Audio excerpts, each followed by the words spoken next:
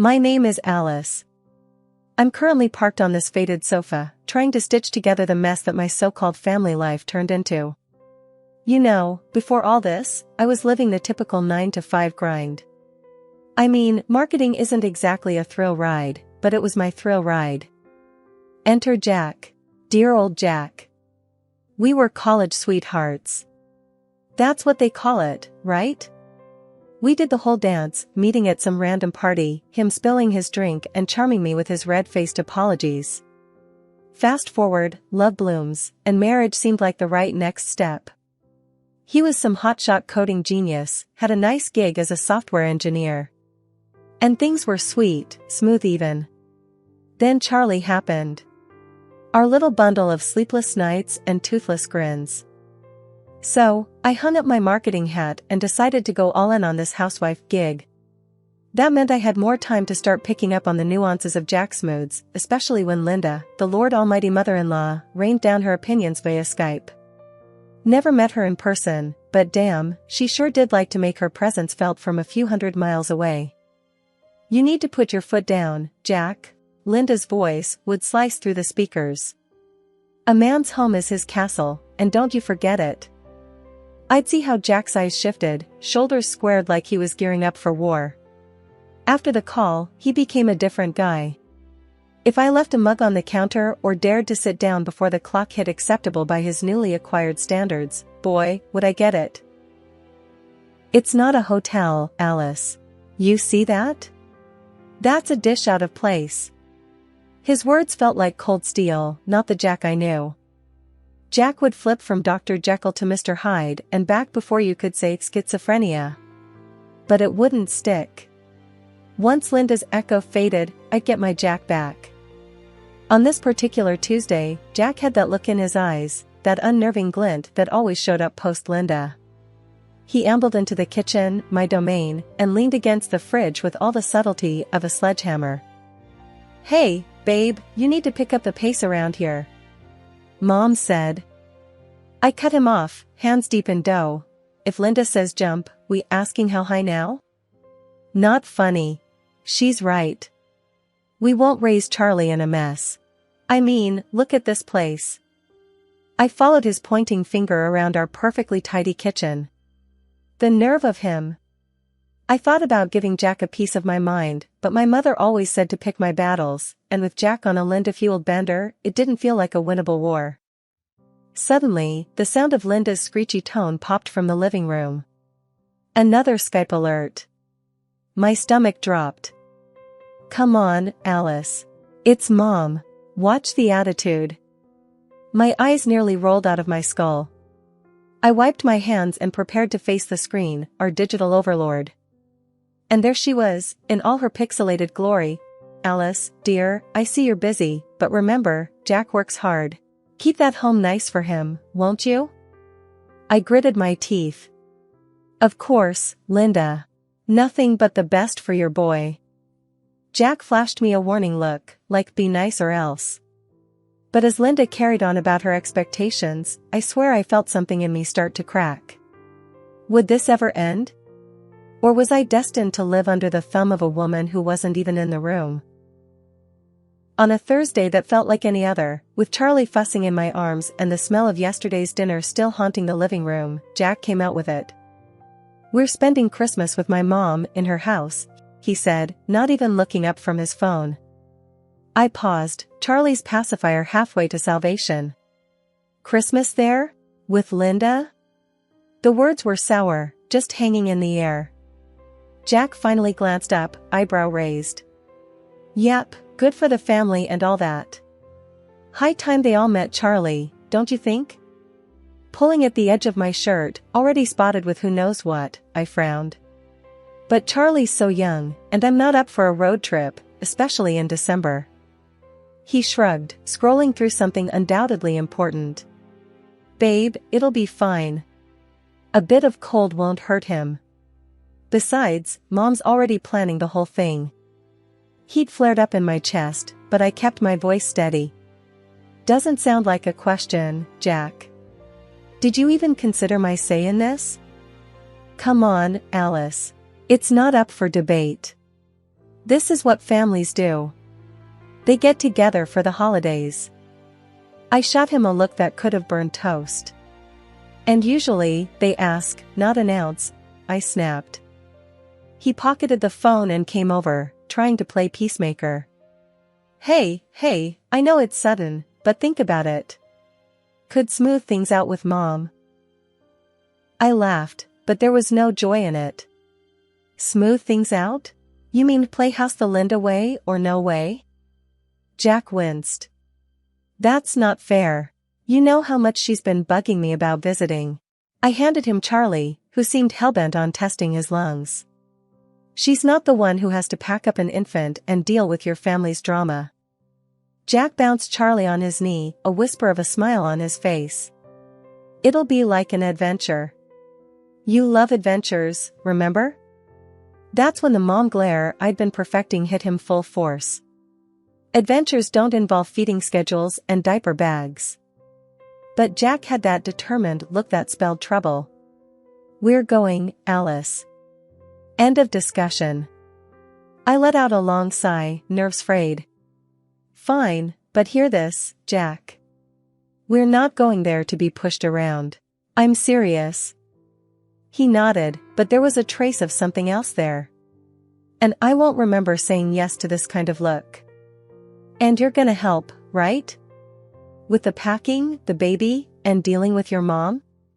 Yeah, of course, he said, though he was already picking up his phone again. With a defeated grunt, I moved to start making a list of what to take. Booties, blankets, and the battle gear needed to survive a week with Linda. The moment we stepped into Linda's house, a looming structure that seemed straight out of a ghost story with its creaky floorboards and chilly drafts, I knew we were in for a ride. A sea of faces turned our way, Jack's aunts and uncles, cousins by the dozen, and the venerable queen herself, Linda, holding court.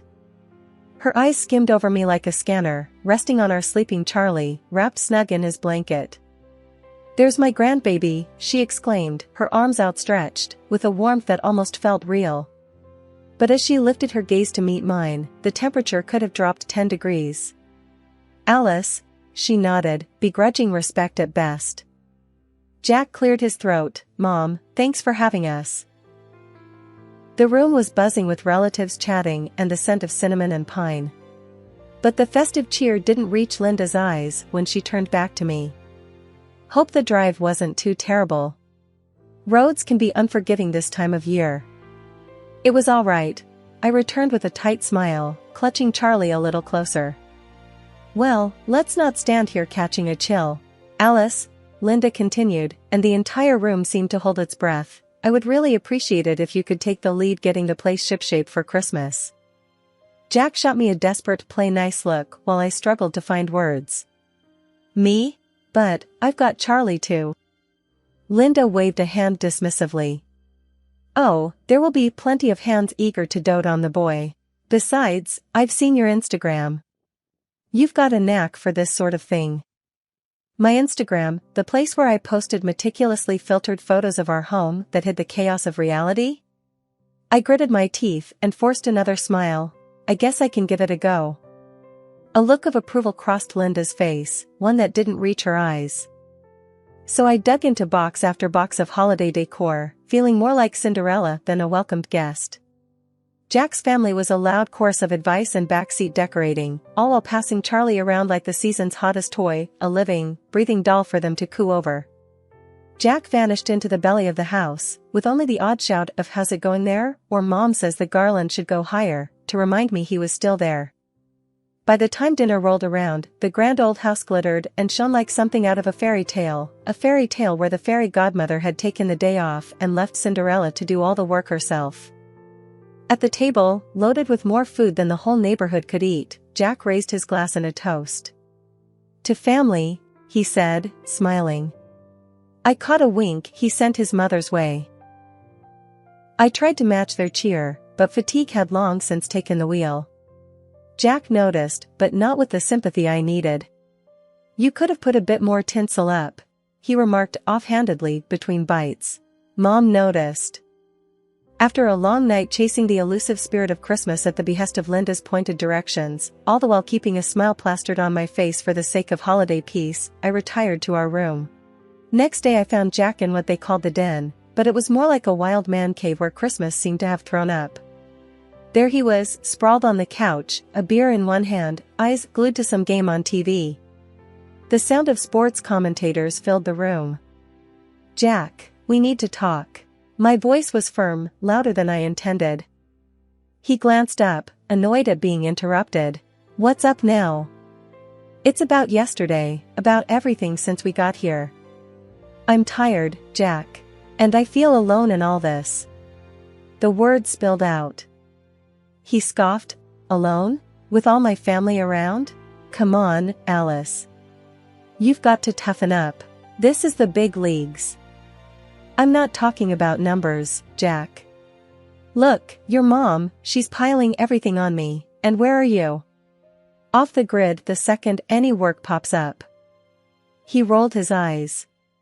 "Not this again. Just do what she says, Alice.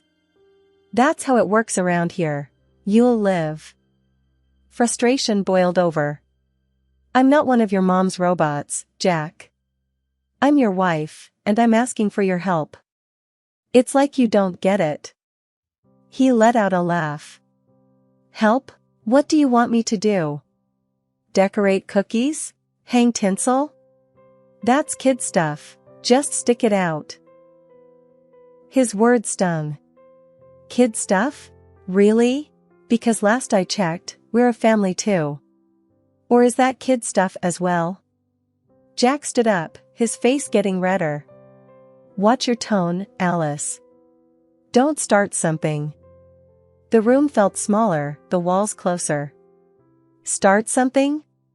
No, I'm finishing it, this conversation and your damn free ride." "What's your deal, Jack? Too good to help out your own wife?" He moved towards the door of the den. "I've had enough of this. You knew what you were getting into when you married me. Remember that?" I followed him. "Yeah, I remember. Promises. Support. Respect. Heard of them?" But he was already out the door, leaving me talking to a room full of silent trophies and blinking lights. The next day, there wasn't much change. The family was all over the place, and I was still the designated workhorse. Jack avoided me, getting tight with his cousins, laughing too loud over beers and football. I worked, hardly speaking to anyone, especially not Jack. I was too angry, too worn out. And Charlie, bless him, seemed to sense the tension, becoming fussier with each passing hour. In the middle of a diaper change, Charlie crying and clutching at me, one of Jack's aunts walked in. She didn't knock, just barged in with a bucket of soiled linen. "Here you go. Add it to the laundry when you can." I looked at her, then at the laundry. "I can't right now. Can't you see?" She raised her eyebrows, surprisingly bold. "It's just laundry, dear. Plus, that's what you're here for, isn't it? To help out?" I straightened up, holding Charlie tight against my chest. "Just because I married Jack doesn't mean I'm the family maid." She frowned, her own patience wearing thin. "Don't be so sensitive. We all do our part here." "Yeah? When's Jack's turn?" Her face turned sour. "Jack? He's catching up with family." "Catching up?" My voice rose over Charlie's cries. "Is that what you call it?" She left without another word, but her message was clear, this was on me. I was on my own. I had to shove my way through the crowded store on Christmas Eve, grabbing whatever was left on the shelves. Didn't matter much what it was, anything could be turned into a Christmas dish with enough butter and salt, or so I figured. My phone was buzzing in my pocket the whole time, probably Jack or Linda wondering where I'd got to. But I was too frazzled to answer. Back at the house, I lugged the grocery bags through the snow, my arms about to fall off. Nobody came out to help, of course. I dumped the bags in the kitchen and rolled up my sleeves. The turkey wasn't going to cook itself. The oven felt like a furnace on my face, the heat mixing with my frustration into a kind of steam. As the gravy simmered and the pie crust started to brown, I felt my head spin. I took a seat for a quick breather. Linda stumbled upon me as if I'd planned it, her face twisting into a scowl. "What's this? Just sitting around while there's work to be done?" Before I could gather my wits to answer, Jack appeared behind her, his tone sharp. "Yeah, Alice, what's the deal? We got a timetable here." "I just needed a second," I said, the room tilting a little. "I'm not feeling too." "Oh, save it." Linda cut me off. "This family needs team players, not weaklings. If you can't handle it, maybe you shouldn't be here." Jack didn't say a word in my defense, just stood there nodding like a puppet. Tears burned behind my eyes, but I wouldn't let them see. "I'm not weak," I shot back, pushing up from the chair. "And I don't need this crap, not from you or anyone." Jack's face grew hard. "Watch it, Alice, or you'll be out of here so fast." He let the threat hang between us, heavy as the smell of roasting meat. I bit back a sob, threw on the apron, and turned back to the stove. They left, satisfied that I'd been put in my place. But later that night, after the plates were licked clean and the presents opened, after the laughter and the carols had quieted down, I lay in bed, the silent tears finally falling. They thought I was the weak one, but it was them, all of them. Weak for not helping, weak for not seeing, weak for not caring. Christmas dinner was set up like some kind of fancy spread you'd see in a magazine, except there was one thing off: my seat. It was away from the main table, like I had some sort of disease. I could hear them all, the clinking glasses and the loud laughs from where I was put. I sat there for a moment, staring at the untouched plate. A dry turkey slice stared back at me, the cranberry sauce bleeding into the stuffing like a bad joke. That's when I knew I was done. Finished playing pretend. Charlie was upstairs, asleep in one of the guest rooms. No way was I going to have my kid grow up thinking this nonsense was normal. I stood up, my chair screeching against the floor, louder than I expected. I didn't care.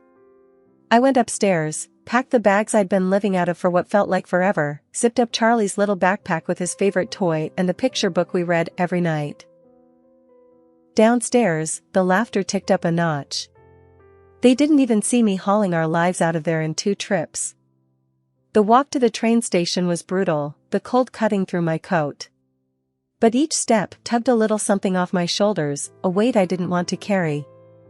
At the station, it was empty, the kind of quiet you only get when everyone's at home. I sat there on the bench, Charlie bundled up beside me. "No more of that for us, Charlie," I whispered to him, hoping he was dreaming of something nice, something simple. "Just you and me now." The train rolled in, a lonely hunk of metal that blew hot air out the sides. I picked up Charlie, still asleep, and stepped inside the warmth. The clang of the closing door marked the end of an era as I lugged my bag out of what used to be home. The small bundle that was my baby dozed quietly in my arms, blissfully unaware of the turmoil surrounding us. It was just the 2 of us now, heading into the great unknown. I remember stuffing onesies and diapers haphazardly into the bag. There were no pictures taken off the walls. No second looks. Just the essentials for him and a few clothes for me. Every grab, every zip, felt like a tiny rebellion. Pulling into my parents' driveway was like stepping into a world paused at the brink of joy.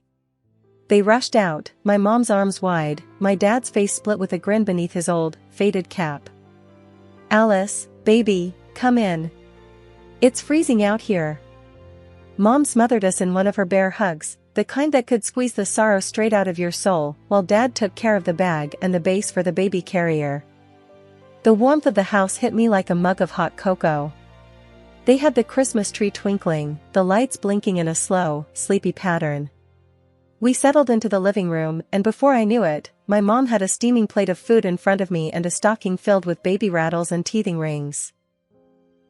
It felt unreal. Laughter filled the air, a stark contrast to the thick silence I'd escaped. The baby stirred in arms, and I kissed him, promising silently that it was going to be different.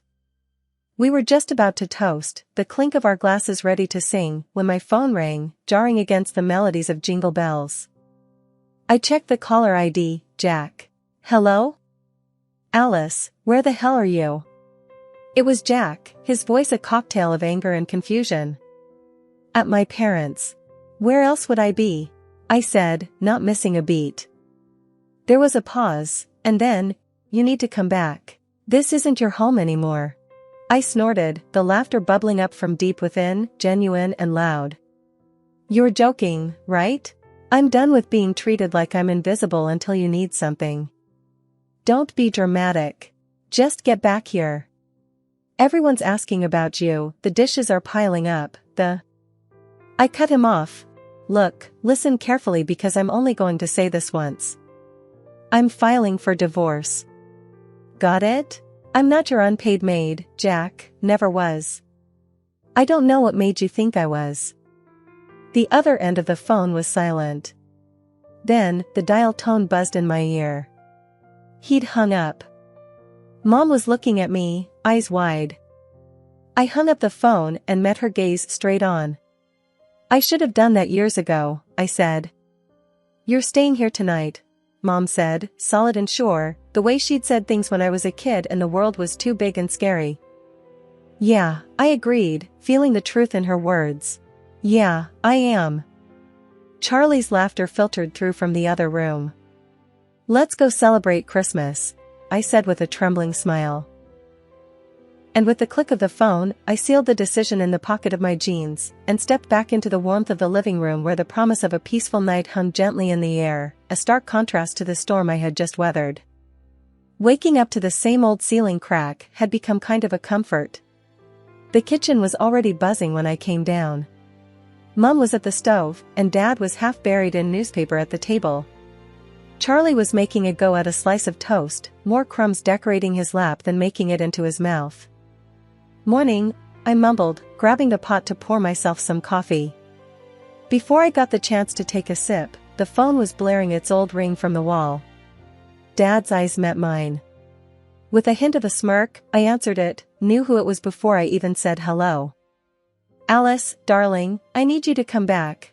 Jack's voice came through, half pleading, half like he was ordering a pizza. A man needs his wife. I need you to take care of things here. I almost choked on air, the laugh came out so hard. Jack, honey, you lost the right to need anything from me. But nothing, Jack. I'll send over the divorce papers by the end of the week. You can take care of yourself, or find someone else to boss around. Have a nice life. And with that, I hung up. Mom was staring at me, one eyebrow raised. Everything all right? She asked, a knowing look on her face. Couldn't be better, I said, finally taking that sip of coffee. It was bitter, strong, and hot, just how I needed it. As weeks turned into months, that new chapter in life I'd opened became less about what I'd left behind and more about what was ahead. Divorce papers were signed, delivered, and done with. My bank account got a little heavier with the first round of alimony checks, child support Jack called it, but let's be real, it was guilt money. Either way, it was for Charlie, and that's all that mattered. The job hunt wasn't easy, wasn't hard either. Just a truckload of maybes and a handful of not. One day, sitting at the kitchen table with the want ads, I couldn't help but wonder if begging for jobs was just begging to go back to a life like the one I had with Jack. No, that wasn't for me, not anymore. Why the long face? Dad asked, scrunching up his own as he looked over at me from his chair. Just thinking about work, or the lack of it. You'll find something, he said. You got more backbone than half the blokes at the factory. They should be begging you to work, not t'other way round. That night, with Charlie snoozing away in his crib, I lay awake a little longer than usual, the house quiet except for the distant sound of Mom and Dad talking softly downstairs. Maybe it wasn't the new start I'd imagined, with a new place of my own and a sparkling career. But it was solid ground under my feet. It was my family, my boy, and a future that was mine to shape. No more of Jack's dark clouds on my horizon, no more dancing to someone else's tune.